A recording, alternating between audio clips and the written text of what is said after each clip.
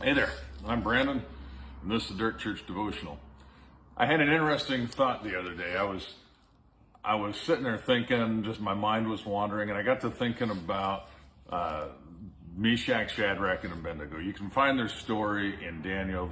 They're dispersed throughout there, but Daniel chapter 3 tells an interesting story about these three young men, where Nebuchadnezzar had built this huge idol and declared that when the music goes off, everybody's got to bow down and worship it.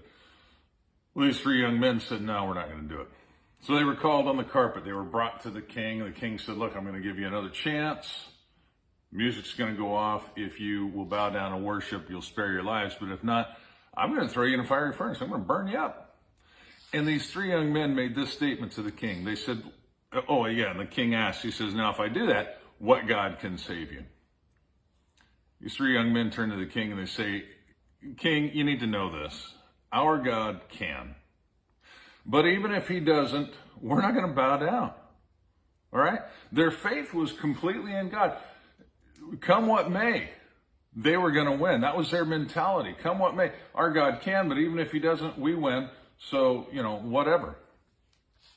Music goes off. They don't bow down. Nebuchadnezzar gets ticked. He is so mad. He has this furnace lit up, heated up 7 times hotter than normal, and he has them cast into the furnace. Now, what's interesting is they're heading down there. He's got the biggest, baddest soldiers in his army taking them down. The heat from the flames kills those soldiers, but those three young men survive. They go into the furnace, and this is where it gets interesting. All right. They're in the furnace. Nebuchadnezzar's watching, waiting for them to be completely incinerated. And yet he sees something. He sees a fourth person.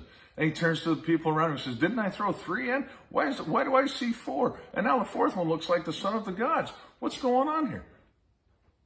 Get this. There's no evidence that Meshach, Shadrach, and Abednego ever saw the angel of the Lord, pre-incarnate Jesus, in the fire with them. There's no evidence they had any awareness that he was there. They were just walking around talking to each other, wondering, what are we going to do? We're not dying. These ropes are burned off, but what's in it for us? Nebuchadnezzar calls them out. 3 go in, 4 are standing there, 3 come out. Nebuchadnezzar and his guys are looking them over. They don't smell like smoke. Their hair isn't singed. Nothing's going on with them. They are fine. The only thing burned up was the bounds that he had put on them, things that were holding them hostage. The end result is that Nebuchadnezzar makes a declaration that you've got to serve the God of Israel. Here's my point. When we walk in faith and complete obedience to Jesus, when we say, you know what, come what may, I'm going to win, live or die, I'm with Jesus, I'm going to serve God, we win. There's no evidence, there's no proof that we're going to experience or see everything that God is doing in our lives. We might experience the supernatural, but not even be aware of God's presence at the time, because sometimes his presence, his visible presence, is more for the sake of those that are persecuting us, more for the sake of those that are opposed to us than it is for us. Nebuchadnezzar was persecuting those young men, but God was trying to reach that king, that wicked king.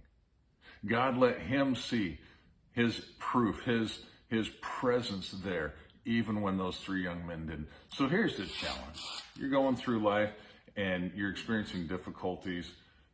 Don't get too upset if you don't see that fourth person in the fire. Understand, he's there, and his presence may be more for the sake of those watching than for you. Chew on that. Talk to you next time.